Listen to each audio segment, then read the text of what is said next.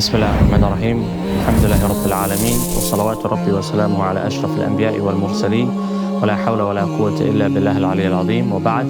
Continuing with Al-Muhadhab min Ihya al-Ulumuddin, and we have reached Al-Bab al-Thalith from the Kitab al-Nikah. He says في آداب المعاشرة, the etiquettes of living with one's spouse.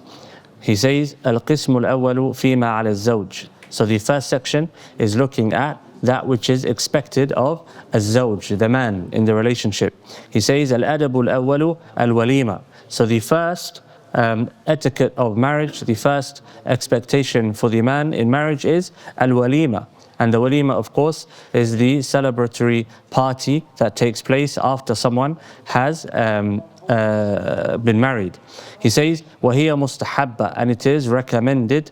قال أنس رضي الله عنه رأى رسول الله صلى الله عليه وسلم على عبد الرحمن بن عوف رضي الله عنه أثر الصفرة فقال أو صفرة فقال ما هذا فقال تزوجت امرأة. And the hadith goes on. The Prophet ﷺ, he said بارك الله لك أولم ولو بشاء. So the first etiquette is that the man should hold a walima party. So the man should hold a celebratory party for the nikah, and notice that he says it falls upon the man.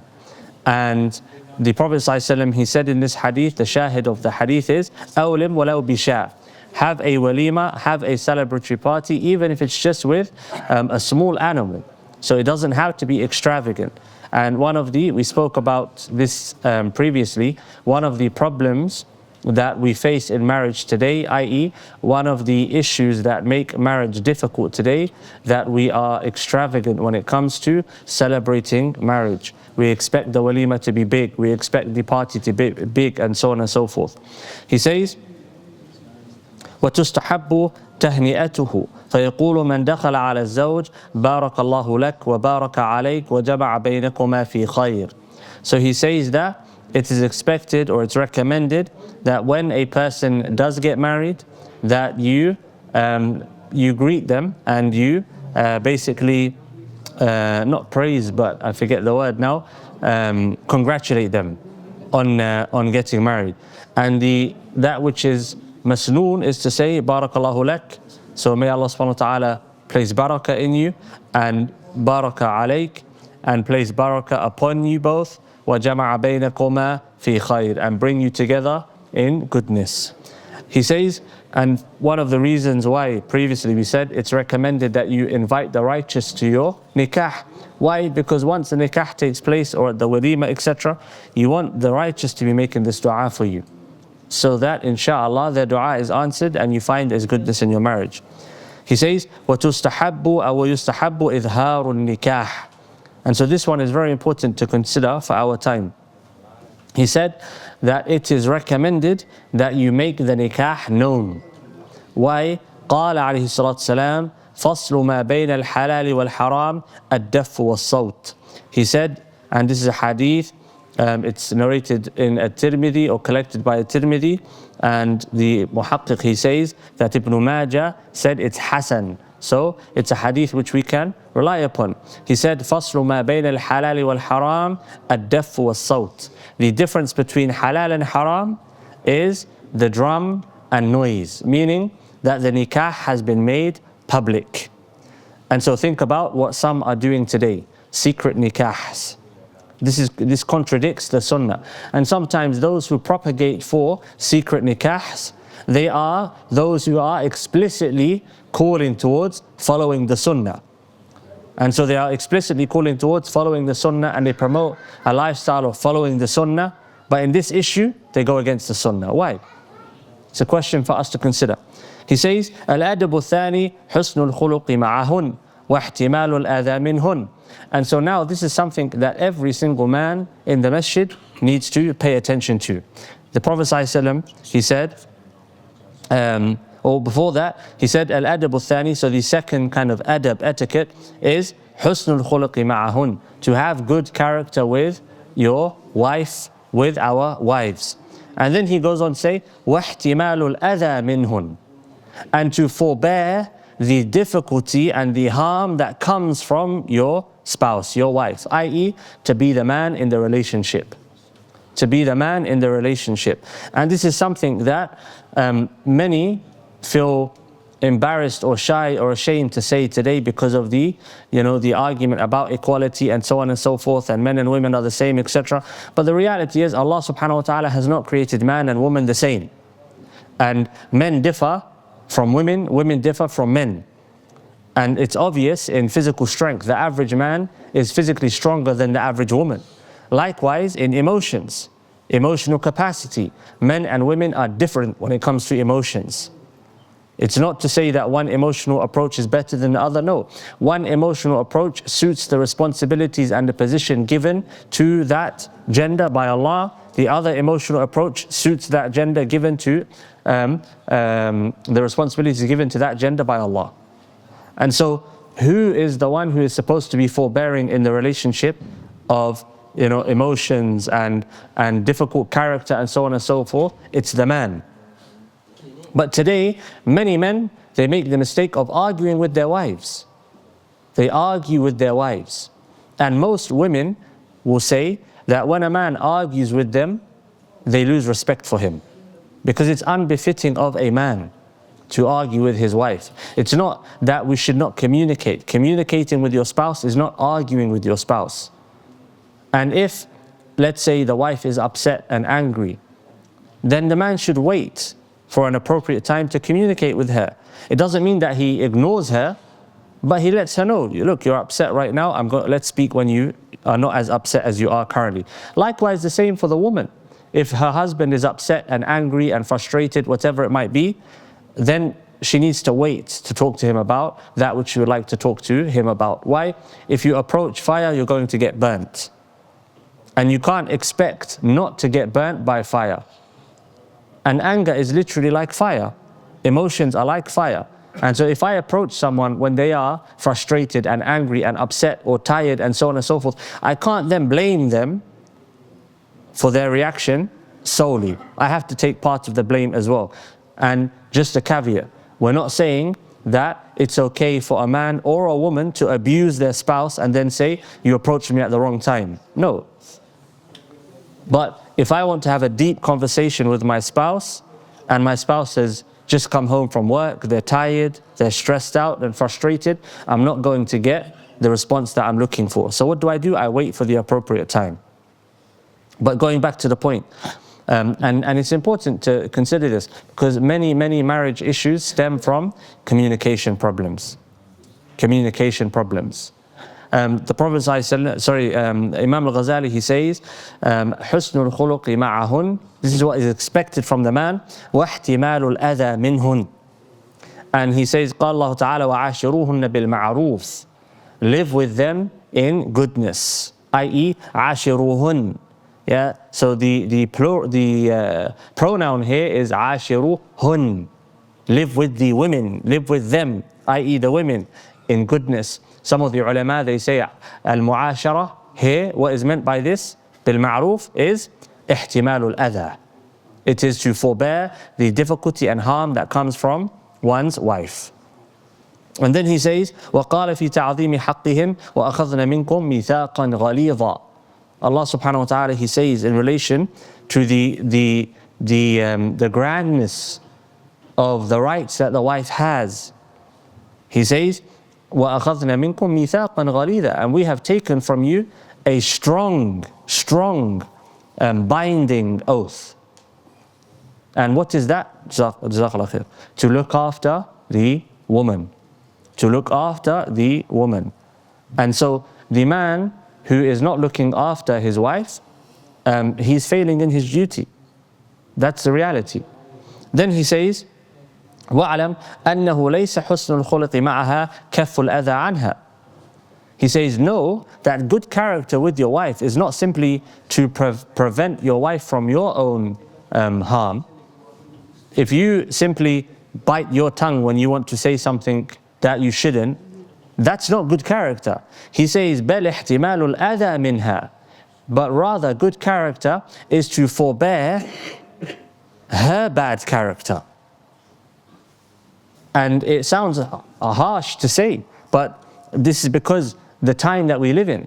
But go back 20, 30 years and a woman would say to a man, you're acting like a woman, if he didn't act right. A woman would say to a man, you're gossiping like a woman, you're being emotional like a woman, and so on and so forth. But today we don't say these things. Why? Because of the conditioning that we've received. But from a marital perspective, we have to have this conversation. The man is supposed to be the man. The man is supposed to forbear the difficulty that comes from his wife. Does it mean that the wife can abuse him? No. Does it mean she can be physical with him? No. Does it mean she should swear and cuss? No, it doesn't mean any of that. But it means that when the woman, the wife, gets upset, or when her emotions get the better of her, the man is expected to forbear the difficulty and respond with that which is better. Not get into the arena with her. Then he says, وَالْحِلْمُ عِنْدَ طِيشِهَا وَغَضَبِهَا, and to be easygoing. To be easygoing when she is upset and angry. Then he says, اقتداء برسول الله عليه الصلاة والسلام. What's our example in this? He says, the way of the Prophet ﷺ. فقد كانت أزواجه تراجعنه الكلام وتهجره الواحد منهن يوما إلى الليل وكان عليه الصلاة والسلام يقول لعائشة إني لأعرف غضبك من رضاك. He says his wives would sometimes respond to him in a way that he wasn't pleased with when speaking to him. They would respond to him in a way that he wasn't pleased with. The context of that will be different from the context of our time, of course, and we don't need to go into it right now. He says, and one of them might, stay away from him for an entire day until the night time. And he would say to Aisha radiallahu anha, I know when you are upset and when you're angry from your happiness. I can tell when you're feeling this way from that. And then she said, وَكَيْفَ تَعْرِفُهُ؟ قال إذا رضيت قلت لا I think it should say لا وإله محمد وإذا غضبت قلت لا وإله إبراهيم. So she would say, if she was pleased, no, and by the Lord of Muhammad. And if he was happy, if she was displeased with him, she would say, no, by the Lord of Ibrahim. And then she said, you've spoken the truth. She said, إِنَّمَا أَهْجُرْ إِسْمَكْ. I would avoid even saying your name. And that's Aisha anha speaking to who?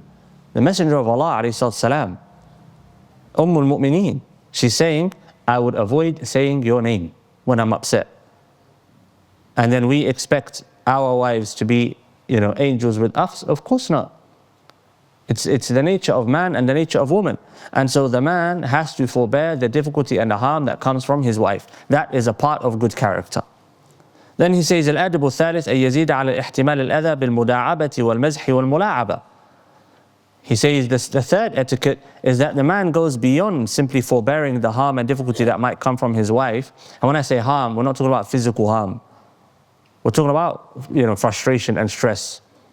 He goes beyond that by playing with her, being soft with her, joking with her, being around her in a way that makes her happy and pleased. He says, فَهِيَ الَّتِي تُطِيبُ قُلُوبَ النِّسَاءِ, because this is what pleases the hearts of women. He's saying women are bubbly, and so essentially being bubbly with your wife. Being bubbly with your wife. If you're a professor in university, you're not a professor at home. You're a husband at home. If you're Shaykh al-Islam outside, your wife is not waiting for Shaykh al-Islam in the home. If you're, a billionaire or a trillionaire outside, your wife is not expecting a billionaire or a trillionaire at home. She's expecting a husband. And so it's important to understand this. Likewise with our children. You can be Shaykh al-Islam outside, but your child is going to want to play with you as a father. Climb on your back and, draw on your books and so on and so forth. And you have to just be forbearing.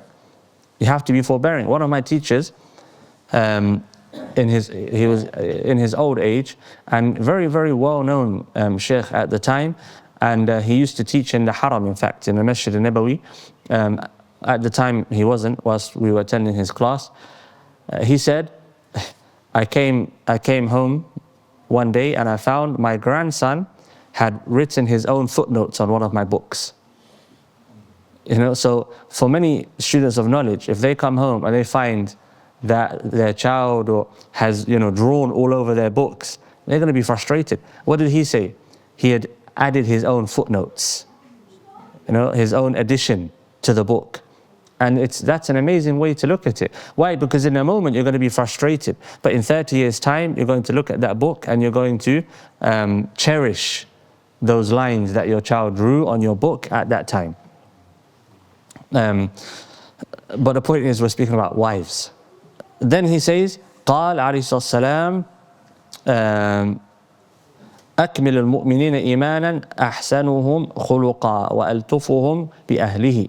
The best of the believers in their iman, the most complete of the believers in iman, are those who are best in their character and easiest and softest with their families. And unfortunately today we have examples of the opposite, where a person is easy outside and soft outside and smiling outside and praying and fasting and reading Quran, and you think, mashallah, tabarakallah, a righteous person, and you find out this man is a tyrant in his home. He's a Fir'aun amongst his family. In fact, I know of individuals that they were borderline leaving Islam because of the treatment of their fathers and their husband, i.e. the women, the husband, children, the father, because of how harsh he was in the home. How harsh he was in the home. And these people are quote unquote practicing, outside of the home practicing. In fact, you might even find, unfortunately, students of knowledge, memorizing books of hadith and teaching fiqh and talking about Arabic and so on and so forth and debating masail, but yet this man in his home is beating his wife. What type of knowledge is that? What ahadith are you memorizing? What Quran are you reciting? And this is the conundrum that we find today. And then he says, وَقَالَ عُمْرَ الْعَانِ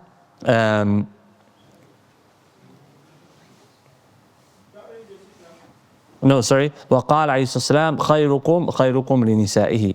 The best of you are those who are best to your women.